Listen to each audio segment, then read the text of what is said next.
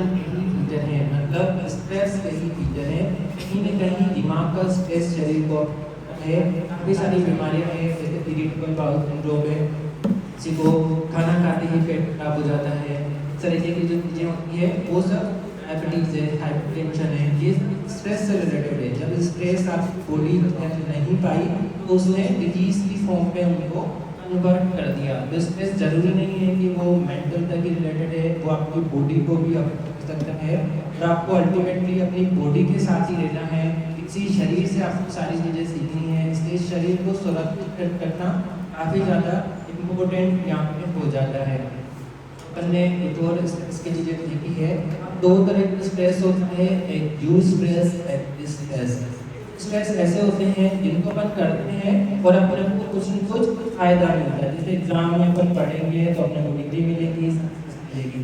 कुछ स्ट्रेस ऐसे होते हैं जिनको आप ज़्यादा करते हो, आप नशा कर रहे हो, किसी चीज़ में ये हो इन्वॉल्व हो रहे हो, ज़्यादा स्ट्रेस ले रहे हो, अपना शरीर सफ़र करता है, अपना एकेडमिक परफॉर्मेंस सफ़र करता है, वो स्ट्रेस है। तो अपने को यू स्ट्रेस लेना चाहिए।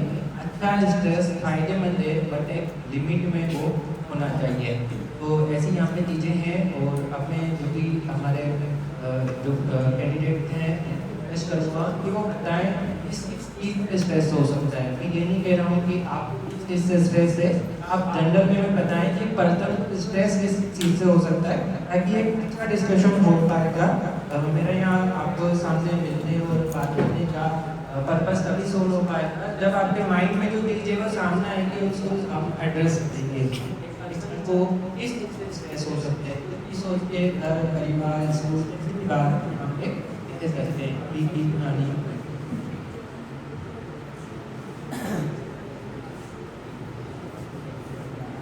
सभी सोचते हैं सबसे एक स्ट्रेस पूछा जाएगा।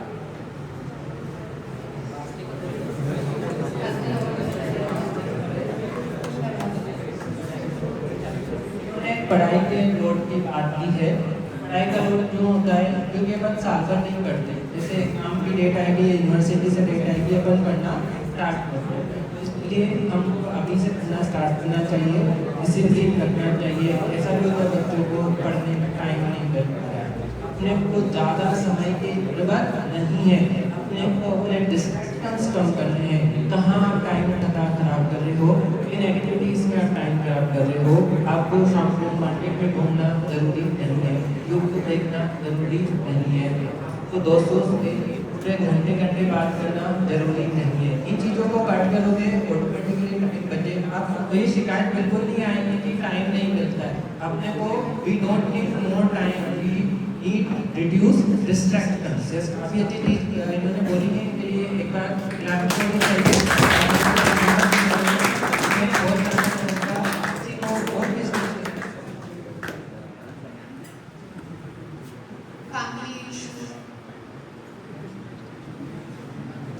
फैमिली इश्यूज सभी को रहते हैं। यदि अपन जिंदा हैं तो इश्यूज रहेंगे, सभी के रहेंगे। यदि इश्यूज हो रहे हैं, कुछ भी कॉन्फ्लिक्ट हो रहा है, तो इस चीज़ की पहचान है कि अपन जिंदा हैं, सोसाइटी में हैं। ये सब जिंदगी के यहाँ पे आयाम में ये रहते हैं, बट अपन उसको कैसे परस्यू करते हैं। मान लो आपको आपके जो पिताजी है उन्होंने कहा बेटा आप पढ़ते नहीं हो, उनकी लड़की तो बहुत अच्छा परफॉर्म कर रही है, तो आप दो तरह से इसको ले सकते हो। पापा मुझे डांट रहे हैं, मैं इतना मेहनत कर रही हूँ फिर भी मुझे कह रहे हैं, ये एक चीज़ है। दूसरा आप ले सकते हो, पापा मुझे मोटिवेट कर रहे हैं, वो मेरे से एक्सपेक्ट कर रहे हैं।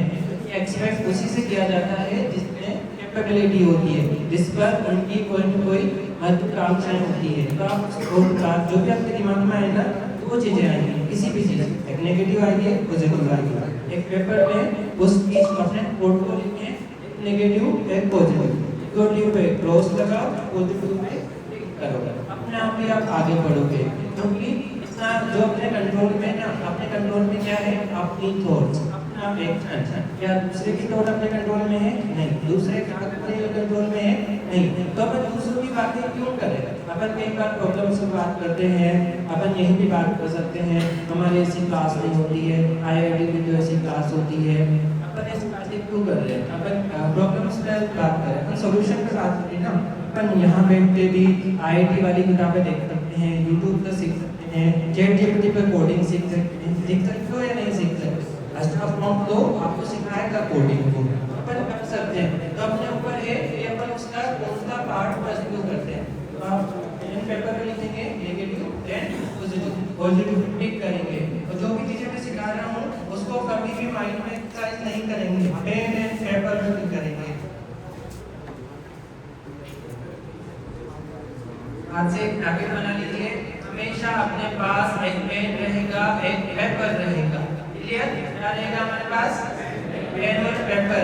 क्योंकि आपने पेन और पेपर पर लिख दिया ना, तो आपकी जो टेंशन है वो कागज में उतर गई, आपकी नहीं गई। चाहे आपको कोई सा भी इशू, आपको रिलेशनशिप इशू, उसमें लिखो मुझे इस लड़के से ये मेरे को टेंशन नहीं दे रहा, लिखो। लिखो, आपके दिमाग में घूमता रहेगा ये इसका लिख देना। तो ये सारा आपको क्या करना है।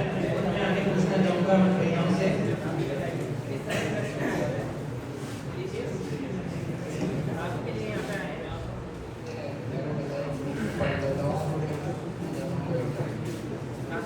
बताइए कि पढ़ लेते हैं और भूल जाते हैं। जैसे हमारा दूसरा सेशन है, एक सेशन हम पूरा इस पर लेते हैं, देखने वाले हैं कि मेमोरी टेक्निक्स क्या है, कैसे अपन चीज़ों को लंबे टाइम तक मेमोरी में स्टोर कर पाएंगे। क्या आप इसी बात को चाहते हैं? कैसे आप जो पढ़े वो भूले नहीं, कैसे लंबे टाइम तक रखें, कैसे मेमोरी कम्युनिकेशन प्रोटोकॉल्स को यूज़ करें। यदि आप इंटरेस्ट बताएंगे तो हम आने वाले टाइम में ऐसा एक सेशन आपके लिए पूरा काम करेंगे। बिल्कुल, तो ऐसा अपन पूरा सेशन प्लान करेंगे इन चीज़ों से मेमोरी का कंसंट्रेशन क्या हो। जैसे अपन मेमोरी बनाए, कैसे फ्लैश कार्ड बनाए, जैसे अपन आज पढ़ा हुआ 3 दिन बाद, 7 दिन बाद, 1 महीने बाद पढ़े, कैसे अपन एक रिविजन और डायरी मेंटेन करें। जैसे कि मैंने अभी आपको बताया, आपको एक डायरी मेंटेन करनी है, बताया कि तो आप आज जो भी पढ़ रहे हैं कि आज 9 तारीख के 10 बजे मैंने पढ़ा डायनेमिक्स पढ़ी, 11 बजे डायनेमिक्स पढ़ी, 12 बजे मैंने कोडिंग पढ़े, है ना, 1 बजे मैंने ये लिया। आप पूरा लिख लेंगे, ठीक है। अगर लिखेंगे तो अगले दिन आपको क्या करना है, पहले जो पढ़ा है उसको सिर्फ देखना है। रिवीजन का मतलब क्या होता है? रिवीजन। रिवीजन का मतलब क्या होता है बताइए? रिवीजन का मतलब देखना, रिवीजन का मतलब दोबारा देखना। आज आपने जो पढ़ा है उसको कल सिर्फ देख लिया, कल सिर्फ देख लिया तो आपकी इमेज मेमोरी का फोटो आया, इमेज मेमोरी है। अब यदि अभिषेक नाम लो, हो सकता है आपके दिमाग में 4-5 फोटो आ जाए और भी लोगों की इमेज आ जाए। जैसे अपन जो पढ़ रहे हैं उसकी इमेज आ जानी चाहिए। आपको जैसे काइनेटिक्स का नाम है, काइनेटिक्स चैप्टर के पेजेस जैसे आप सामने आ जाने चाहिए, उसको बोलते हैं इमेज मेमोरी। सारे टिप्स अपन आने वाले टाइम्स पे देखेंगे और मैं डिस्कस करना चाहूँगा और किस तरीके का स्ट्रेस होता है। इधर से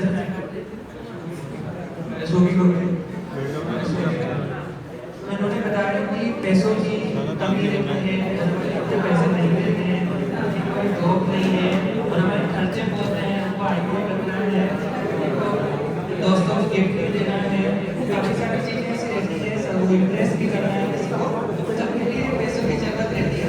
तो काफ़ी अच्छी चीज़ है। बट आज के टाइम में इंटरनेट है, इतनी चीज़ें हैं, तो अपन पैसे अर्निंग काफ़ी कर सकते हैं। जैसे आप एक यूट्यूब चैनल बना सकते हैं, तो आप यहाँ पढ़ रहे हैं ना, वहाँ पढ़, उसमें व्यूज आएंगे, आपको मंथली अर्निंग स्टार्ट हो जाएगी। ऐसे आप कर सकते हो। आप हो जाएंगे लर्निंग प्लेटफॉर्म वहाँ पे बना सकते हो, वेबसाइट बना सकते हो, अपने जो जूनियर्स हैं उनको पढ़ने के लिए अच्छे अच्छे ट्रिक्स बता सकते हो। ऑनलाइन वो कोर्सेस आप पे इतने लग जाएंगे, वैसे आपकी अर्निंग यहाँ पे स्टार्ट हो जाएगी। आप एक यहीं पे एक सोसाइटी बना के कुछ भी ऐसा एक इवेंट शुरू कर सकते हो, यहाँ से जाने के बाद में थोड़ा काफ़ी सारे से वो अर्निंग के चीज़ें रहती है, तो आजकल आप इजीली कर सकते हैं। आप की चीज़ बताइए, बाकी आपको पैसों की सेविंग करने के लिए जहाँ पैसा नहीं लगना चाहिए वहाँ बताना पड़ेगा, अपने पेरेंट्स की तरफ देखना पड़ेगा, वो कितनी मेहनत से अर्न कर रहे हैं। कभी भी पैसा आसानी से नहीं आता है। यदि किसी ने हॉस्पिटल भी खड़ा किया है, कोई कोचिंग भी खड़ी की है, तो आप उनसे पूछिएगा उन्होंने ग्राउंड लेवल से वहाँ तक लाने में कितनी मेहनत की है। उन्होंने बिल्कुल ग्राउंड लेवल से वर्क से लेकर वजन उठाने से लेकर ऊपर तक का काम खुद ने किया है, तब वो हॉस्पिटल को बिल्डिंग इतनी बड़ी हुई है, तब आप लाखों करोड़ों में आज अर्न कर रहे हैं। तो एक बार अपने पेरेंट्स की तरफ देख के जरूर सोचना है, और एक बार पेरेंट्स की तरफ हिल करके भी देखना है।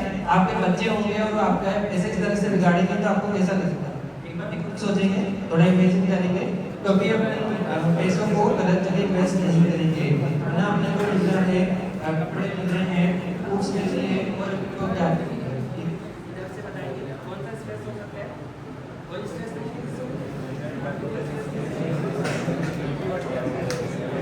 पर्सनल स्ट्रेस फाइट नहीं कर सकता। इस बारे में आप बैठे समझ सकते हैं ये बात।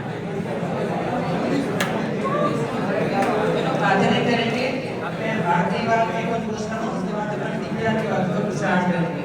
इधर जैसे इसका स्ट्रेस इसको भी हो सकता है। ये हम मानिए क्या बता रहे तो खुद का बता रहे हैं। इसका मीनिंग है आप अपने दोस्तों में भी स्ट्रेस देखा होगा, किसी का भी बता सकते हैं।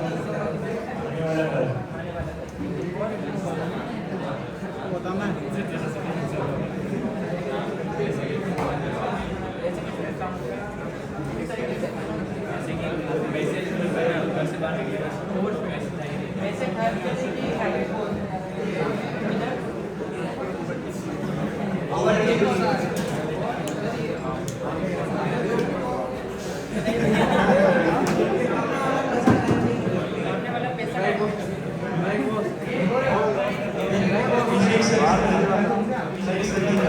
वाला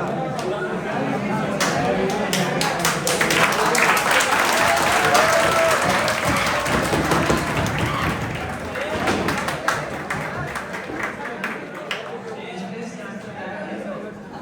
किसी को पैसे उधार दे देते हैं, वो आपस में बैठ के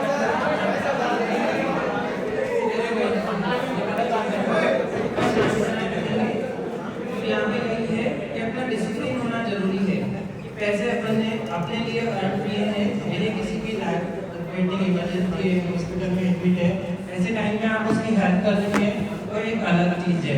बट आप किसी को भी पैसे दे रहे हैं बिना अपने पेरेंट्स से पूछे, किसी भी अपने साथ वाले को पैसे नहीं देंगे। पैसे अपने पेरेंट्स से ही दिलाएंगे, उसके पेरेंट्स को दिलाएंगे, उस बच्चे को देकर, क्योंकि देने वाले आप ही हो। तो जितने आप ही ने क्रिएट की है, पैसे मैंने तो उधार नहीं दिए, करने तो उधार नहीं दिए, आप ही ने दिए हैं, तो उसका नुकसान भी आपको झेलना पड़ेगा। ये चीज है एक ये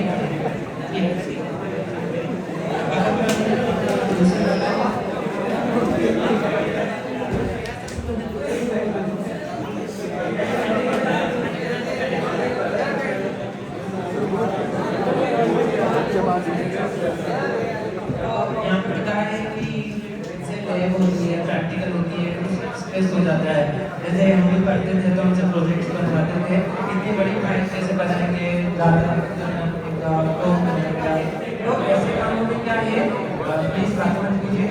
सुबह आप 5 बजे उठिए, 6 बजे तक जितना पेज आप लिख पाए बिना सोचे समझे पूरा होगा या नहीं होगा।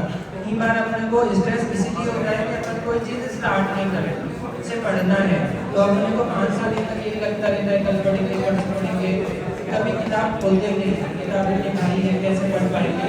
इसमें जो चीज़ें आप खोलो, पढ़ना शुरू कर दो, चाहे समझ आए या नहीं आए, क्योंकि जो चीज़ें अपन स्टार्ट कर देते हैं, अधूरी कर देते हैं, अपना माइंड उनमें वर्क करने लग जाता है।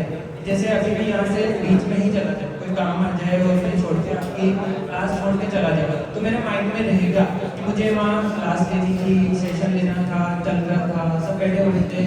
ऐसे आपने एक बार किताब ओपन कर दी, जितना पढ़ा उतना पढ़ लिया, फिर छोड़ दिया, तो आपका माइंड वहाँ पे एंगेज हो जाएगा। दूसरी बार किताब खोलने में आपको डर नहीं लगेगा, आपको टेंशन नहीं होगी।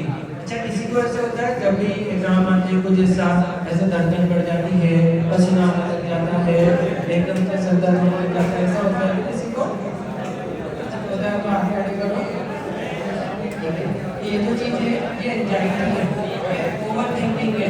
अपन क्या कर रहे हैं, चीज़ों से ज़्यादा सोच रहे हैं, ज़्यादा स्ट्रेस है, इनको कैसे ओवरकम कर सकते हैं। फिर आपको ऐसा लगेगा कि मेरा इंटरव्यू है, मेरा क्या होगा, आपकी धड़कन बढ़ी है, पसीना आता है, हाथ पैर कांपते हैं। ऐसी सिचुएशन में अपने को खुद को एक तो कॉन्फिडेंस देना है कि पावर स्ट्रेंथ की चाहिए। उसके बाद में अपन अपनी सराउंडिंग आप देखो कि 5 चीज़ें जो आप देख रहे हो नाम बोल रहे हैं, जैसे आसपास तो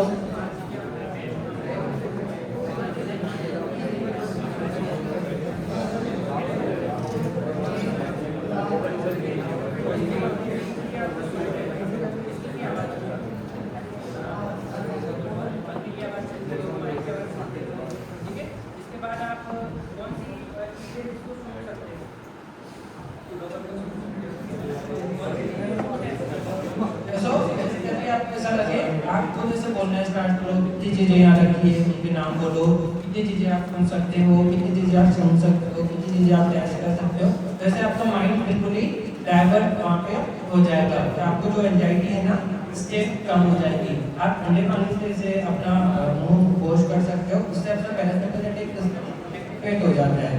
इसके अलावा यदि घर पे है आइस क्यूब होगा ना, उसको हाथ में रख लो, अच्छा ठंडा ठंडा लगेगा, अपनी बॉडी का पूरा ध्यान उधर चला जाएगा, तो आपको एंजाइटी जो डर हो रहा था ना वो हटने लग जाएगा। तो इस तरीके की काफ़ी सारी टेक्निक होती है। आप पेपर ले लेंगे, जो भी आपके मन में आ रहा है वो लिखना शुरू करो। मैं इस इंटरव्यू में फेल हो जाऊँगा, फिर मेरा नंबर नहीं आएगा, इससे मेरी तनख्वाह रुक जाएगी, फिर मेरी शादी कैसे होगी, पापा को टेंशन होगी, सब चीज़ें लिखो। फिर उसका पॉजिटिव लिखो, नेगेटिव लिखो। अगर नहीं हुआ तो क्या हुआ, दूसरा इंटरव्यू दूंगा, नहीं हुआ तो क्या हुआ, तीसरा इंटरव्यू दूंगा, कहीं तो सफलता मिलेगी, ऐसे और इस पर करो। तो अपने ऑटोमेटिकली आप जब रिप्लेस करोगे पॉजिटिव थॉट से, तो आपकी एंजाइटी कम होने लग जाएगी। ठीक है, और कोई पूछना है?